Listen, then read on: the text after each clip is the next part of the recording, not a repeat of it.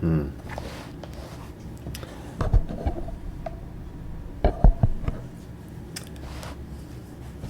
evening.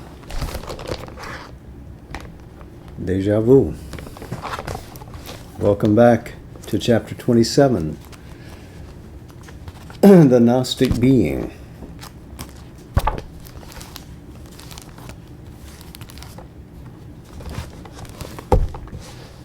In the previous section, Sri Aurobindo was describing the immense impact that the Gnostic consciousness, in touch with the supramental, transmitting its energy and vibration, bringing into active expression all that is latent in the reality of Satchit Ananda into overt being here in nature.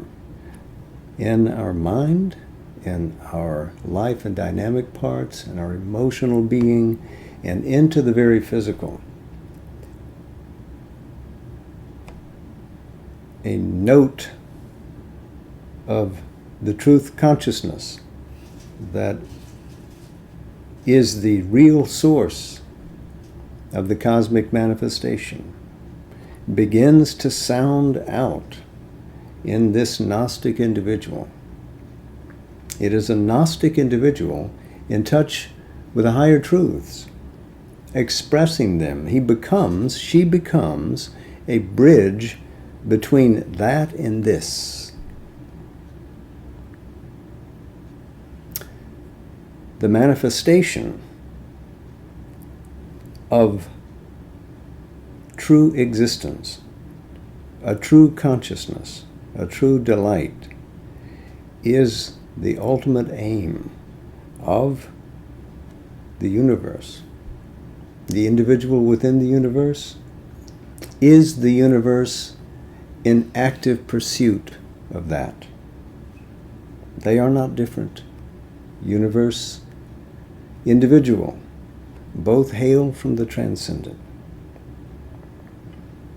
And so if there is going to be a Gnostic evolution, the manifestation of a Gnostic individual, it has to mean this, that it is nature fulfilling itself in its evolutionary enterprise in our embodiment.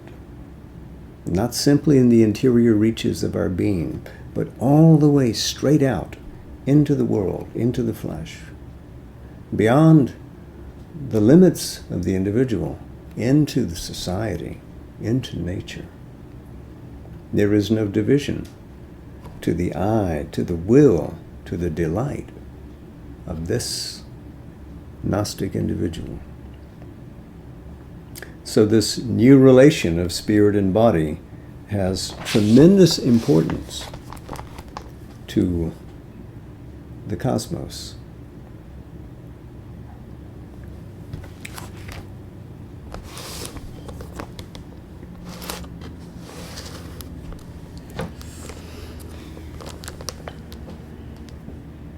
He was saying in that last passage that the supreme energy of a consciousness force, Chit Shakti, would meet, assimilate, and harmonize with itself all the forces of existence that surround and press upon the body. So this Chit Shakti, which is dynamic in the world, is a resolving force.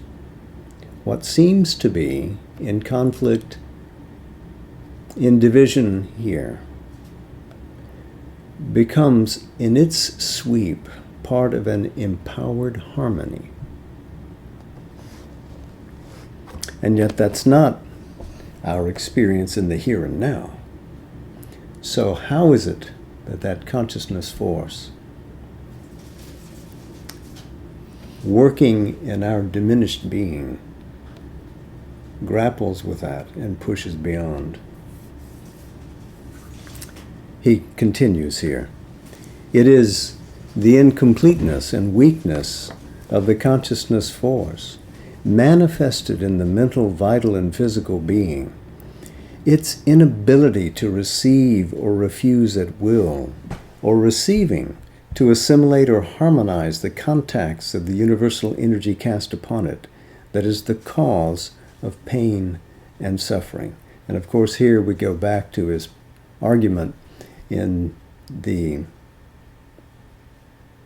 delight of existence, the problem, the delight of existence, the solution, way back in Book 1. In the material realm, nature starts with an entire insensibility. And it is a notable fact that either a comparative insensibility or a deficient sensibility, or more often, a greater endurance and hardness to suffering is found in the beginnings of life, in the animal, in primitive or less developed man. As the human being grows in evolution, he grows in sensibility and suffers more keenly in mind and life and body. So at a less evolved status, we exhibit a sort of coarse survivability. We're tough. We can endure the shocks of nature because we have to be able to take the next step forward. But as we develop, as we reach into levels of greater mentality and aesthetic development, this becomes less necessary. We are able to sensitize ourselves to forces, beings around, above, in us, and we grow. But there is still that pinch, and he describes why now. For the growth in consciousness is not sufficiently supported by a growth in force. The body becomes more subtle, more finely capable, but less solidly efficient in its external energy. Man has to call in his will, his mental power, to dynamize, correct, and control his nervous being, force it to the strenuous tasks he demands from his instruments, steel it against suffering and disaster.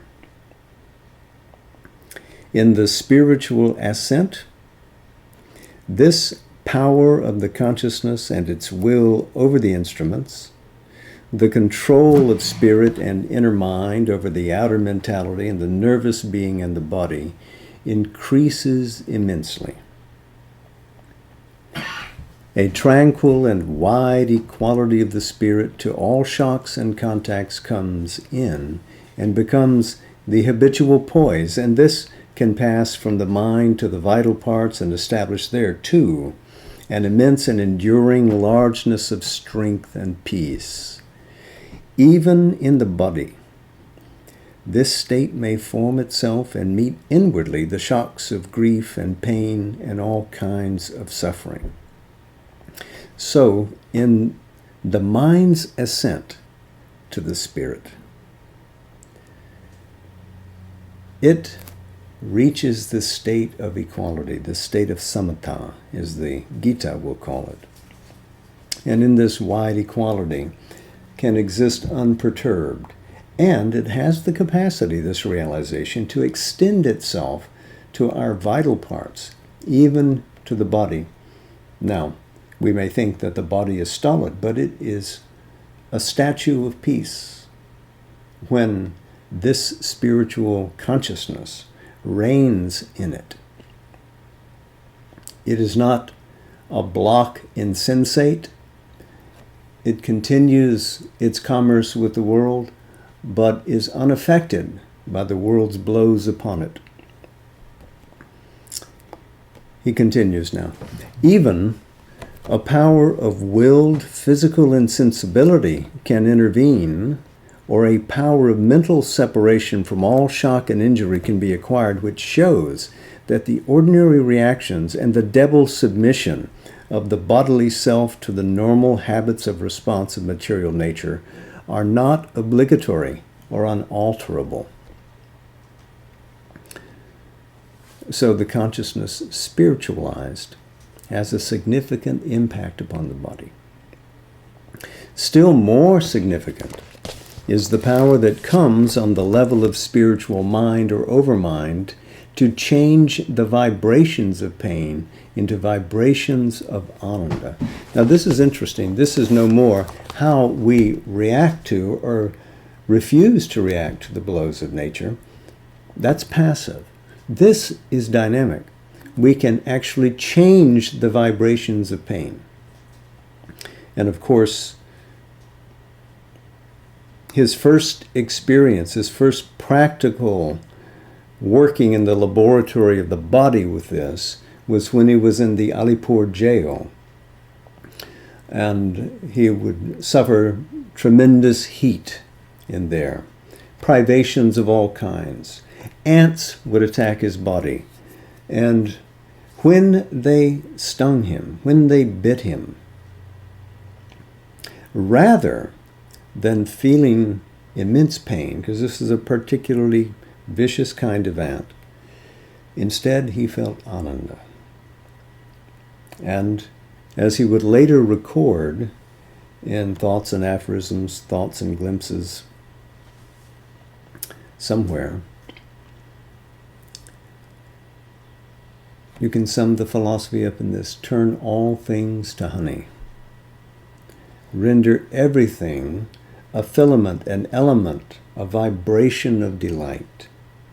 And that proves the wideness of your spirit and the sovereign exercise that the spirit can weigh upon the life parts in the body.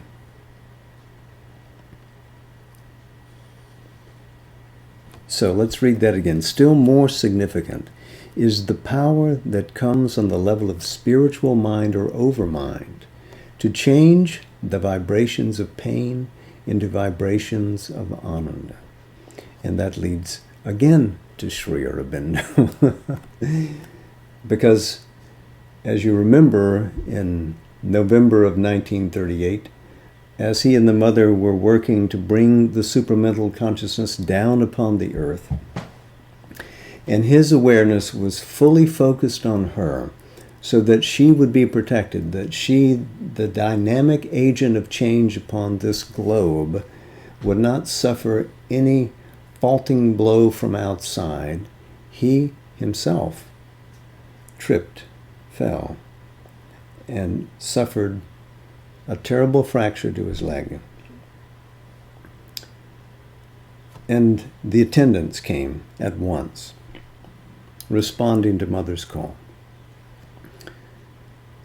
And Sri Aurobindo merely said, "Ah," when they moved his leg. It had to be agonizing, the pain that he was experiencing. But he betrayed no emotion, no suffering. Later, he would tell the attendants who waited upon him during his recovery period that when the accident first happened, it was ungovernable pain. That is what he experienced. He did not react, it's true. He said, but in a short period of time, even though the pain was unabated, he was able to transform it into an experience of ananda, a fierce form of delight.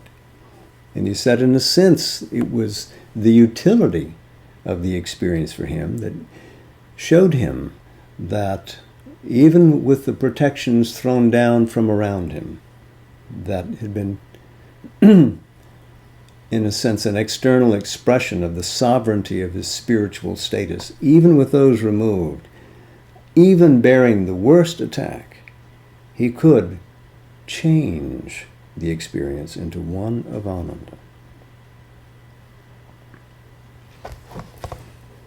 Even if this were to go only up to a certain point, it indicates the possibility of an entire reversal of the ordinary rule of the reacting consciousness.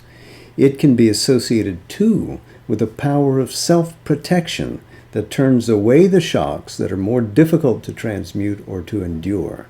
So here he's writing in the wake of that experience, with the fracture to his leg, his capacity to turn it into Ananda, and one of the caveats that he says that will be demanded of the spirit and the body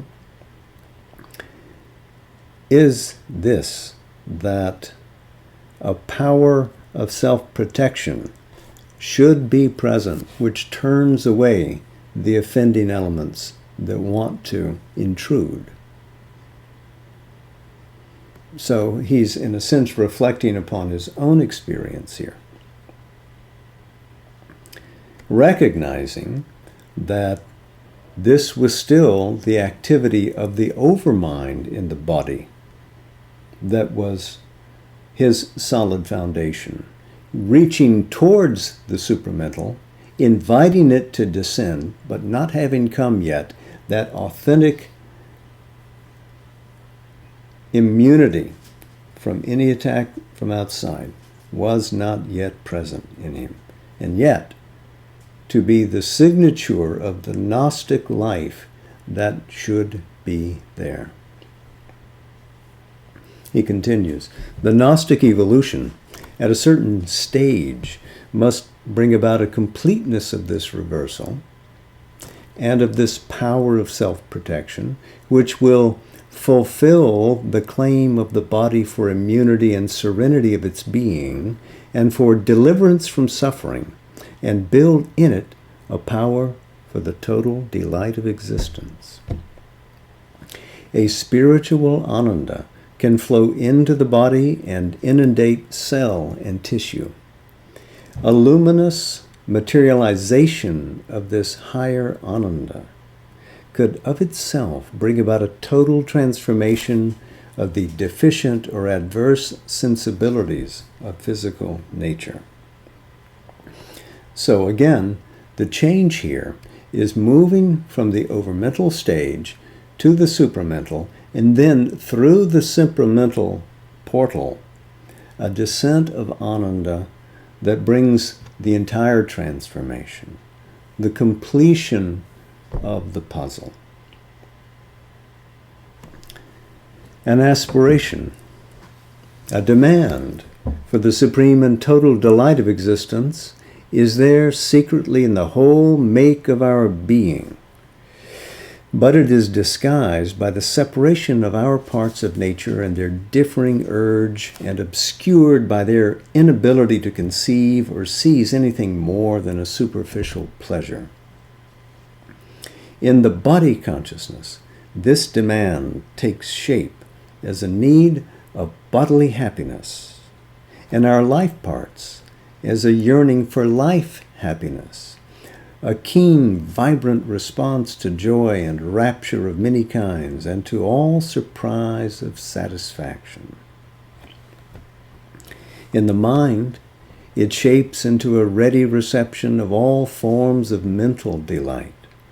On a higher level, it becomes apparent in the spiritual mind's call for peace and divine ecstasy.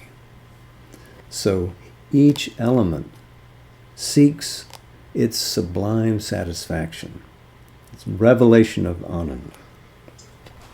This trend is founded in the truth of the being, for Ananda is the very essence of the Brahman. It is the supreme nature of the omnipresent reality. Remember, the first book of the Life Divine is called the Omnipresent Reality. And so, delight is the foundation. Delight is the source, the origination. Delight is the continuation. The delight is the destination to which you pass. This goes all the way back to the Taittiriya Upanishad, and we'll call upon that.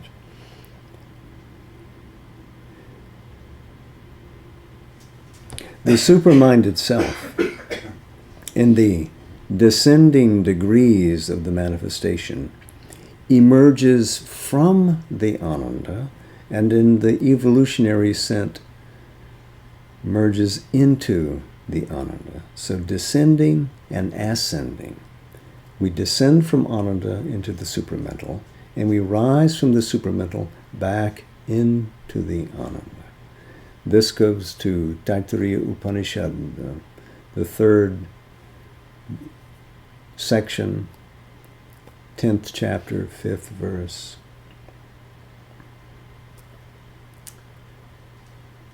And it began with something which has a Vedic appeal. The person here and that person in the sun, capital S, the solar reality, always representing the truth, are one and the same, says the Taittiriya. One of the oldest, probably the third oldest of all the Upanishads. And having attained that, having gone from the body to the life, to the mind, to the supramental, then into Ananda, it says you range through the world. You can go up and down at will, consuming what you desire, assuming any form that you wish. So in other words, it's a prefiguring of the very nature of the supramental being that Sri Aurobindo is beginning to describe here as the Gnostic individual. This in one of the oldest Upanishads. It is not indeed merged in the sense of being extinguished or abolished, but is there inherent in it, indistinguishable from the self of awareness and the self-effectuating force of the bliss of being. In the involutionary descent, as in the evolutionary return, supermind is supported by the original delight of existence and carries that in it in all its activities as their sustaining essence. For consciousness, we may say, is its parent power in the spirit. But Ananda is the spiritual matrix from which it manifests, and the maintaining source into which it carries back the soul in its return to the status of the spirit. This goes elsewhere into the Taittiriya Upanishad. Chapter 2, let's say, verse 7, and chapter 3, verse 6. A supramental manifestation in its ascent would have as a next sequence and culmination of self-result a manifestation of the bliss of the Brahman. The evolution of the being of gnosis would be followed by an evolution of the being of bliss.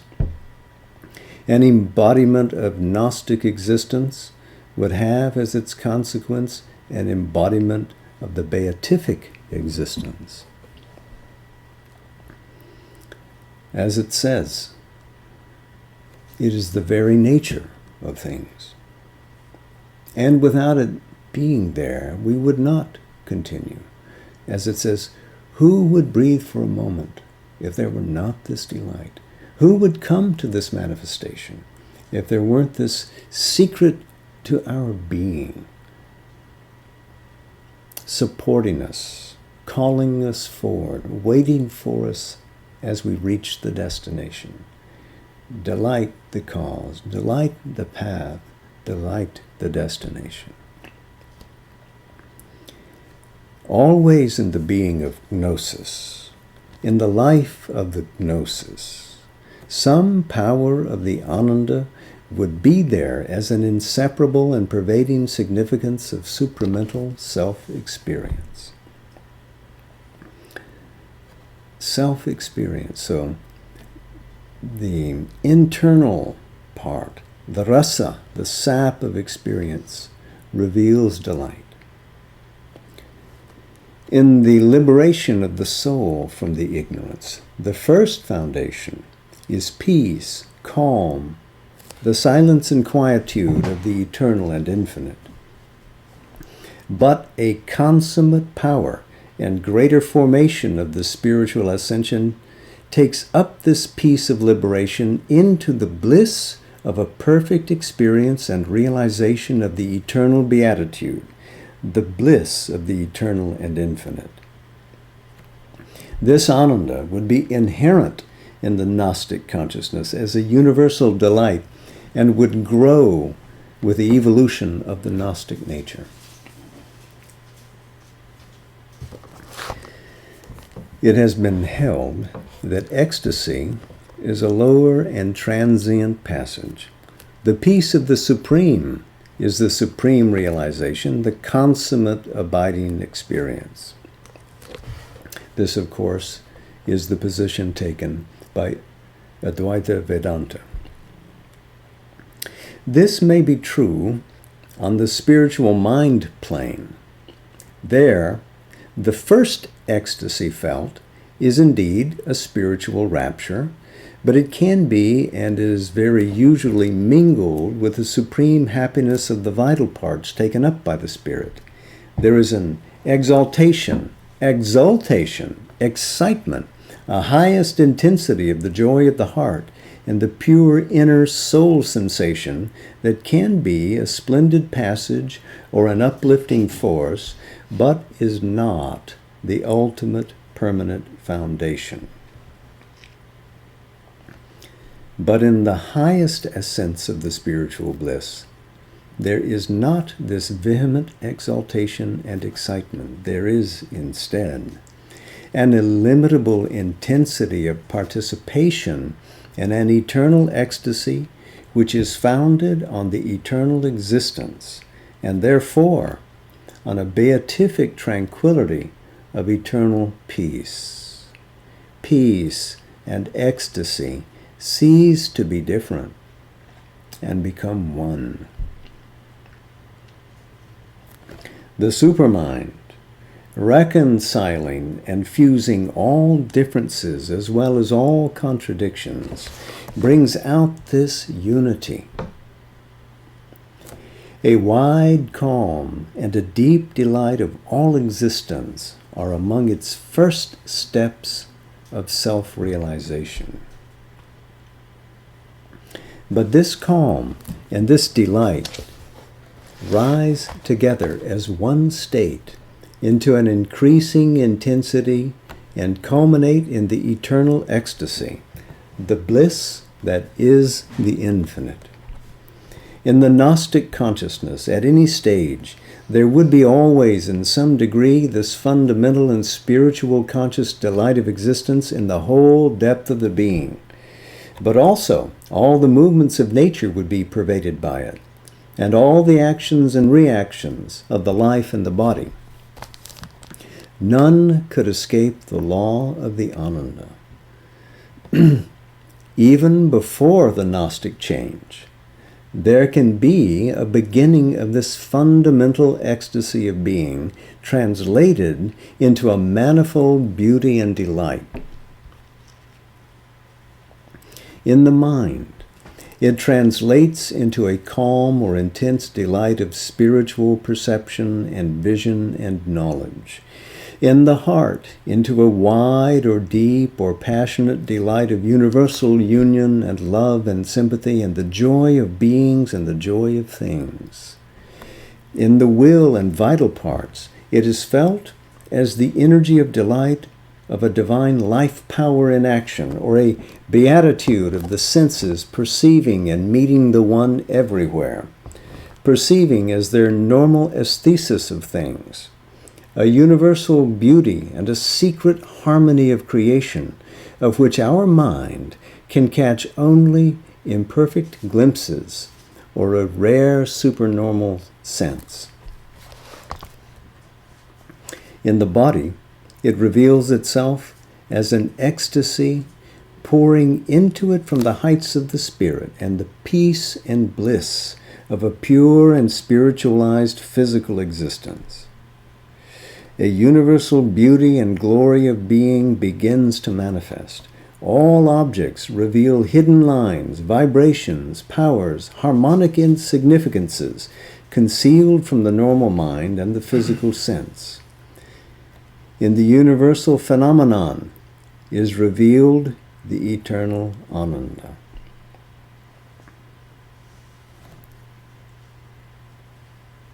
and read phenomenon here in the singular as referring both to any particular event occurring in the cosmos and as the cosmos itself, a single reality, both expressive of eternal Ananda. Each universe of movement inside a larger universe of movement, all expressing delight. So this is Satchit Ananda expressed in all the aspects of the being. The being is there, basing all. The consciousness is the force that moves all into aware dance. And then the result of the dance is the point of the dance. It is Ananda. It is delight. And this whole figuring of universe as beauty, of reality as a supreme wonder, is obviously the soul of Sri Aurobindo's vision. And 1,000 years ago, it was the vision of Abhinavagupta, the great resident of Kashmir. He is really a resident of the world, who saw that this Satyam Shivam Sundaram, this true existence, this auspicious being, this beauty, was manifest everywhere across creation. His style of Advaita Vedanta, because he admitted no dualism either, was affirming of the world, not denying the world, but saw it all as empowered being expressing delight. Interesting, Sri Aurobindo, as we've said before, never had the chance to read Abhinavagupta's philosophy and to see how much they shared. Sri Aurobindo obviously adds the whole ethos of an evolutionary adventure, which is not there in Abhinavagupta, and more singularly, the power that the psyche holds as the key to the cosmos in unraveling all its mysteries. Again, Sri Aurobindo's unique contribution. We continue. These are the first major results of the spiritual transformation that follow as a necessary consequence of the nature of supermind. But if there is to be not only a perfection of the inner existence, of the consciousness, of an inner delight of existence, but a perfection of the life and action, two other questions present themselves from our mental viewpoint, which have to our human thought about our life and its dynamisms a considerable, even a premier importance. First, there is the place of personality in the Gnostic being, whether the status, the building of the being, will be quite other than what we experience as the form and life of the person, or similar. If there is a personality, and it is in any way responsible for its actions, there intervenes next the question of the place of the ethical element and its perfection and fulfillment in the Gnostic nature. So, who are we? Do we exist? Do we have meaning? What is our context in the cosmos? And if the erasure of our individuality occurs, does it mean that the responsibility that we thought we had is gone as well? It depends on how you define that being. So Sri Aurobindo is going to come back to this question of what is authentic being again.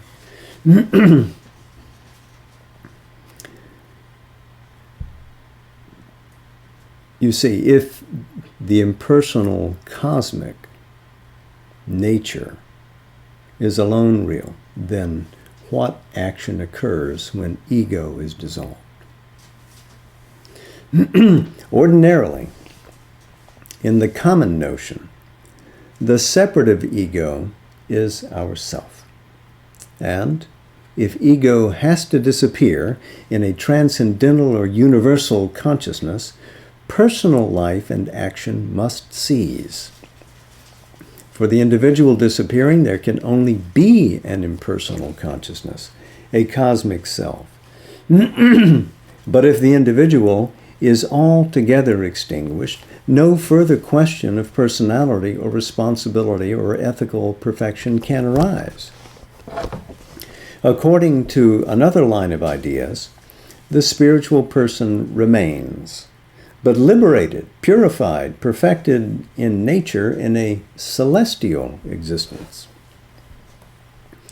But here we are, still on earth, and yet it is supposed that the ego personality is extinguished and replaced by a universalized spiritual individual who is a center and power of the transcendent being. So, a point of conscious definition in a universal extension of being, expressive of a transcendent reality. A universal individual expressing a transcendent truth or series of truths, or the nature of that transcendence, sheer. It might be deduced that this Gnostic or supramental individual is a self without personality, an impersonal Purusha. There could be many Gnostic individuals, but there would be no personality. All would be the same in being and in nature. All would be the same in being and nature. This again would create the idea of a void or blank of pure being from which an action and function of experiencing consciousness would arise, but without a construction of differentiated personality, such as that which we now observe and regard as ourselves on our surface. But this would be a mental rather than a supramental solution of the problem of spiritual individuality surviving ego and persisting in experience. In the supermind consciousness, personality and impersonality are not opposite principles. They are inseparable aspects of one and the same reality. This reality is not the ego, but the being who is impersonal and universal in his stuff of nature, but forms out of it an expressive personality which is his form of self in the changes of nature. So we've seen this, talked about this before in Sri Aurobindo's rendering of phrases from the Bhagavad Gita into our philosophic understanding here. There is a supreme self. There is a spiritual impersonality as sheer stuff of being. There is a moving, tangible, mutable nature. But these things are secretly always one.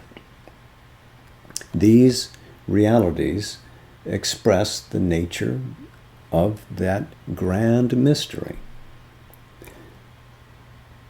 Yes, when we leave thraldom to the transient world, we gain access to a spiritual freedom.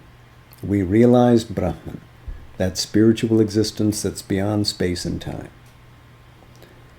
So, here we seem to be the moving, mutable, perishable ego. There we're the immortal spirit. But the Gita does not finish with that. And Sri Aurobindo enhances its understanding by pointing out that supreme spiritual status is not merely the Brahman, it is a supreme person, a Purushottama. That Purushottama is the secret of all existence. All beings are threaded upon that single reality. And that reality is not simply a status of conscious being, it is a status of empowered being. Because that supreme person, the Purushottama, expresses itself as a supreme nature, Paraprakriti. And that Paraprakriti is identical with that person. It is not simply an executive energy that does the bidding. It is the supreme person in action. And that supreme person multiplies itself, its single reality, into innumerable jivas, living, conscious, immaculate souls, which enter into that Paraprakriti, into that supreme nature, and in a sense seed this universe. So when we wake up to ourselves, we wake up to the soul within nature who is one with that supreme person, and we have an inherited right to fulfill both here, to become aware of all the spiritual reality, to realize that Brahman is that ground of being which is the stable source of all this moving universe. And we are that. But we are moving in this universe too, not imprisoned in it, but seeking a still greater liberation for all that seems to be dark. And that jiva in us is that supreme spirit. That is what we are. We are that transcendence, moving as part of a concerted cosmic will, in alliance with all of our sisters and our brothers, and all of that which seems to be inanimate, which seems to be guised in different life forms. We are all that same thing. And why are we doing it? There's only one reason, for that dance of delight.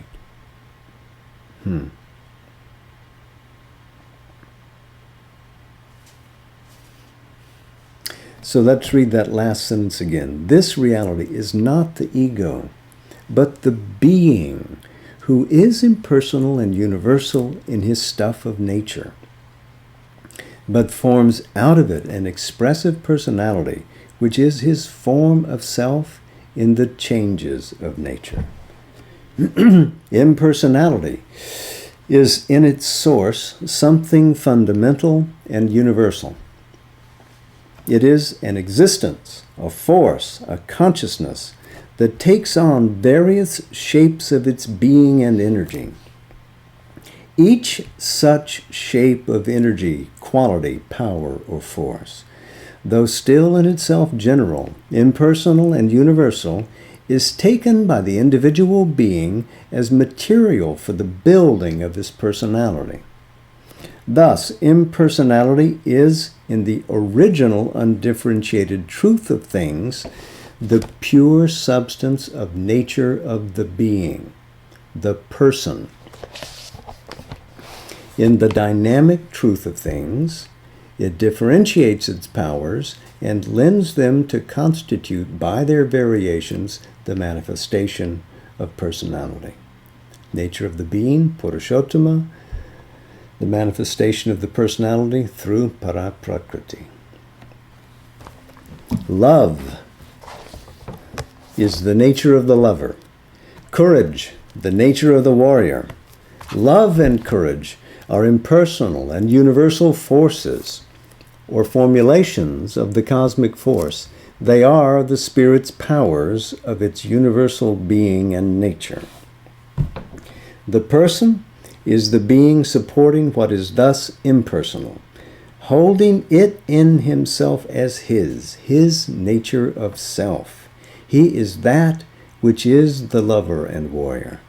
What we call the personality of the person is his expression in nature status and nature action. He himself being in his self-existence, originally and ultimately, much more than that. It is the form of himself that he puts forth as his manifested, already developed natural being or self in nature.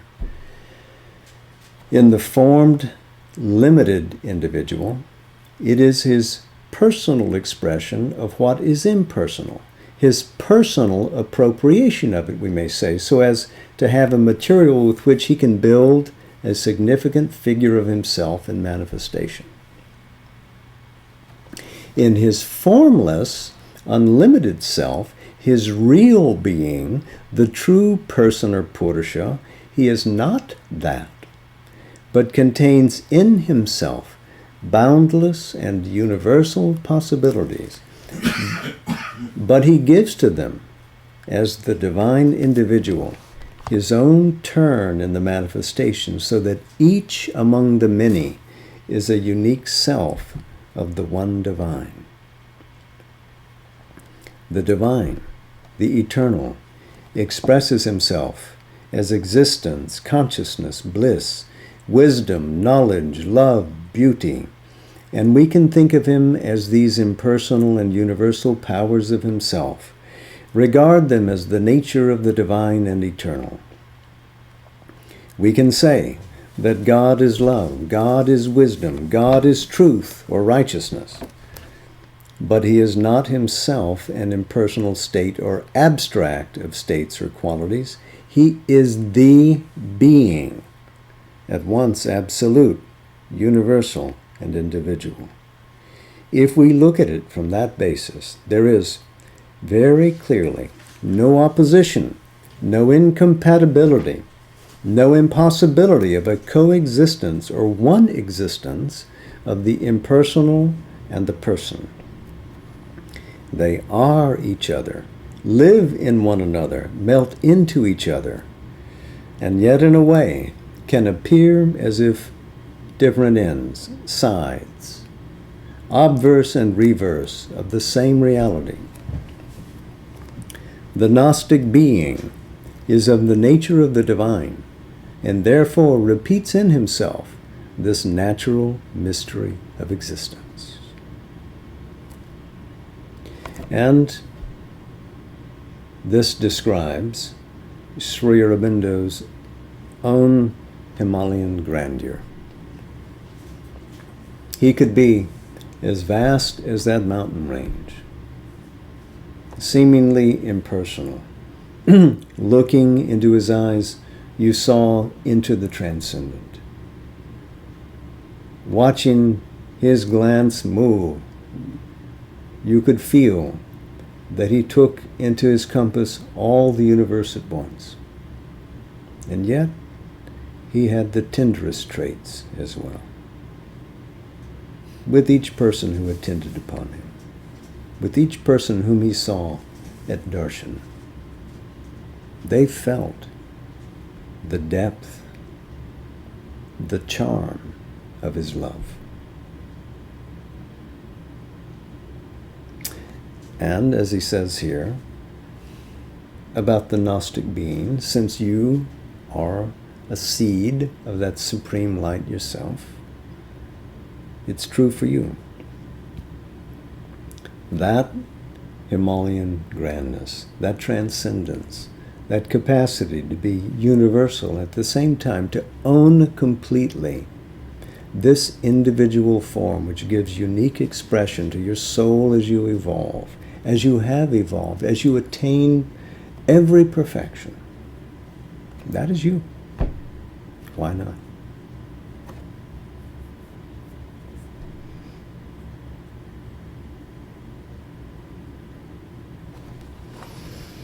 Tapasya until comes the Siddhi. So I think this is a place we shall set our bookmark this time. And we'll continue next time. Now, a section from Savitri. This is In the Book of the Divine Mother, Book 3, this is in the House of the Spirit in the New Creation, Canto 3.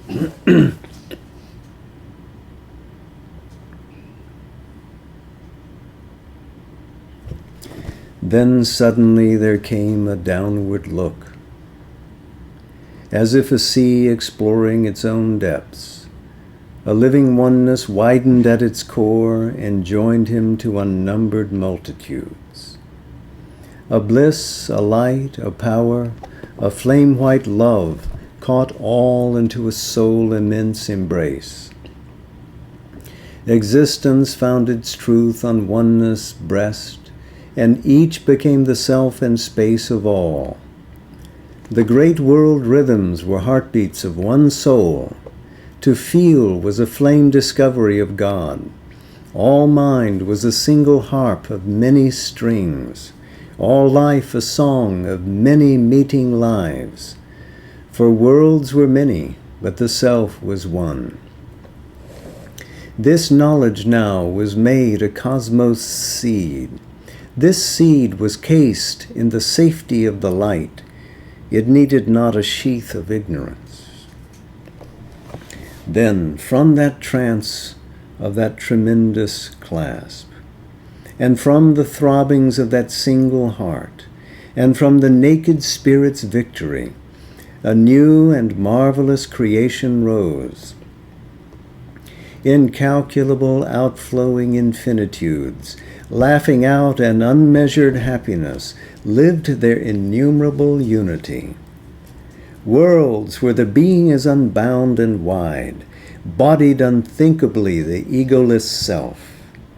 Rapture of beatific energies, join time to the timeless, poles of a single joy. White vasts were seen where all is wrapped in all. There were no contraries, no sundered parts. All by spiritual links were joined to all and bound indissolubly to the one. Each was unique, but took all lives as his own, and following out these tones of the infinite, recognized in himself the universe. A splendid center of infinity's whirl, pushed to its zenith's height, its last expanse, felt the divinity of its own self-bliss, repeated in its numberless other selves. It took up tirelessly into its scope persons and figures of the impersonal, as if prolonging in a ceaseless count, in a rapturous multiplication's sum, the recurring decimals of eternity. None was apart. None lived for himself alone.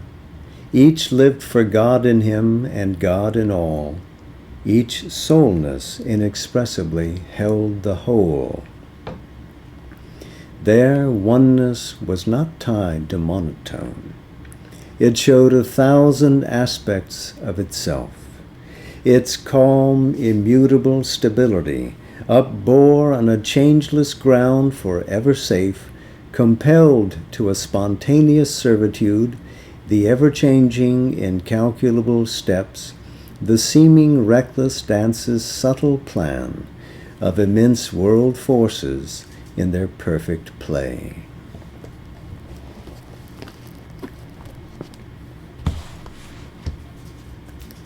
Namaste. Jai Ma. Thank you so much for hanging with us. Much love. We'll see you soon.